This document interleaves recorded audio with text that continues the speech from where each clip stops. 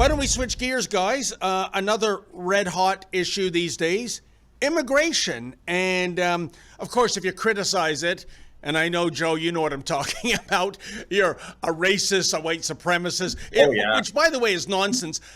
We get so much feedback from racialized communities saying, I don't like these cats coming into the country.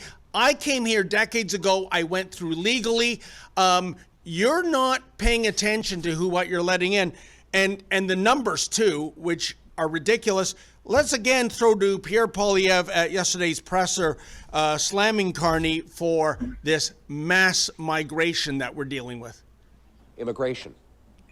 Mr. Carney put on a big show that he was going to address liberal immigration. What has he done? He's kept Justin Trudeau's numbers. He's bringing in a record number of temporary foreign workers to take the jobs of Canadians. And yesterday, he made an appalling comment. He was asked about my proposal to get rid of the temporary foreign worker program. And what did he say? He said, he's talked to business lobbyists, corporate lobbyists, and they assure him they would like to continue to bring in low-wage labor from poor countries. Of course they would, Mr. Carney. Of course they want your corporate lobbyist friends and your other elites want to stuff their pockets by shutting hardworking Canadians out of jobs and giving those jobs to temporary foreign workers. You are not supposed to be working for corporate lobbyists. You're supposed to be working for Canadian workers. And that is why we will be pushing extra hard this fall, to put an end to the temporary foreign worker program so we have Canadian jobs for Canadian workers. And we want those Canadian workers to be able to drive to work in the car of their choice. You know, Mark, when I look at Mark Carney's words that Pierre Poilievre was analyzing, I think the translation is this. If it's good for Brookfield Asset Management, it's good for Canada. Now, sit down, shut up, and know your role. What say you, my friend? Exactly. You took the words out of my mouth. What's good for Brookfield, though, is what's good for Mark Carney. Because we know that Mark Carney has all sorts of stock options, millions of dollars in stock options in Brookfield. He stands to benefit from what's good for Brookfield. And so they love cheap labor. And they don't seem to care that it has an impact on other folks who can't get jobs. And the other thing that I've been talking about is some of the rhetoric coming from the left. You say, well, if you go down that road, Pierre Poilievre and Michelle Rempel-Garner, then you are basically a racist. That's a dog whistle. It's a dog whistle to the racist element, most base element in Canada, because, of course, you're equating the immigrants, all these workers coming into Canada with their skin color. Well, guess what? You're bringing in people of all kinds of color. It's not a racial thing at all. It's the fact that non-citizens, in many cases, sadly, are going to the front of the line in terms of jobs. And the idea that a lot of Canadians won't work at those jobs, I don't buy that at all. No. You pay a decent wage, like at Booster Juice over there, they're making, $35 an hour? There are plenty of Canadians that will take those jobs. And by the way, even the CBC now is offering jobs, giving jobs to temporary foreign workers. Canadian citizens need not apply, David. Unbelievable. Sue Ann, again to that point, Brookfield Asset Management, it has about $1 trillion with a T in assets. It was moved under Carney's reign, and he was caught lying about that, from Toronto to New York. That's where their head office is. And let's not forget Mr. Carney himself. I understand the lion's share of his assets in the blind trust are U.S. based. So what's good for the U.S., even to Canada's detriment, I think that's good for Brookfield. That's good for Mark Carney. End of discussion. What say you? All I will say is I knew he'd be a disaster, and I could not believe that he was voted in. On so many fronts, whether it's elbows down, trying to negotiate the tariffs, which he hasn't done at all, and his anti-Semitism, clear anti-Semitism, identifying with Muslim values. How do I dare say this stuff? Because I've been accused of being racist, Islamophobic,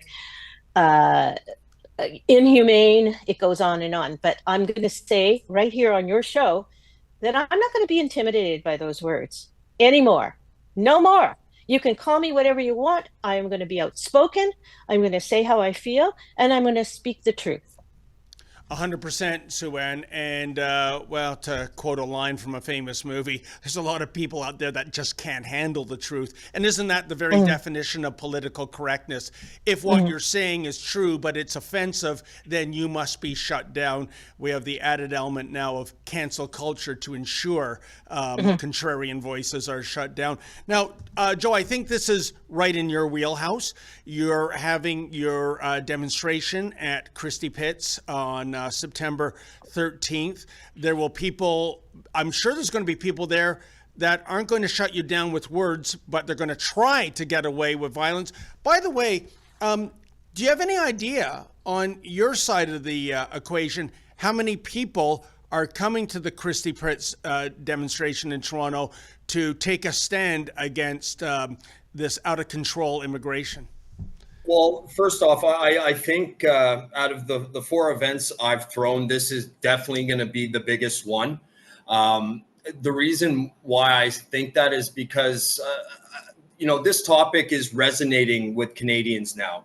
They see that immigration is a direct correlation to almost every issue in Canada at this point in time, whether it be housing, whether it be strain on our healthcare systems. I mean, you walk into any walk-in clinic and you don't see Canadians sitting there. It's rammed with immigrants.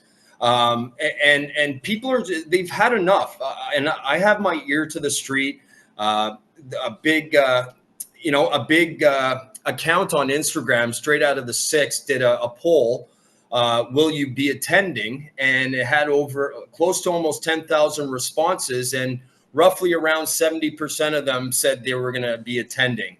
I've been doing a massive push on social media. I did a YouTube video showing the decay of Toronto with local YouTuber Gavin Barry. Young kid, does great work, and you should go check that out. But this situation should be at the forefront of everybody's mind. It is affecting everybody. And, it also comes down to, our identity and culture being disrupted. You know what, Joe, you're so right. And it's not conjecture about how the culture is being changed. I go back to June. The National Post had a superb, albeit very disheartening story headlined, "The Death of the Summer Job." And, it used to be a rite of passage. You're a high schooler, you got summer off, you're going to get a part-time job or a full-time job through summer while you're on summer vacation. And it's gone. It's temporary foreign workers that are having those jobs now.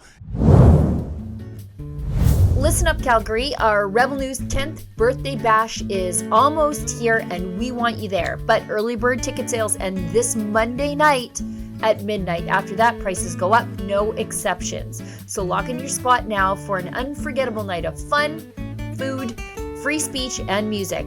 And don't worry, Toronto, we didn't forget about you. We've got a birthday bash coming your way in October. Head on over to happybirthdayrebel.com. Grab your tickets today before the deadline passes you by.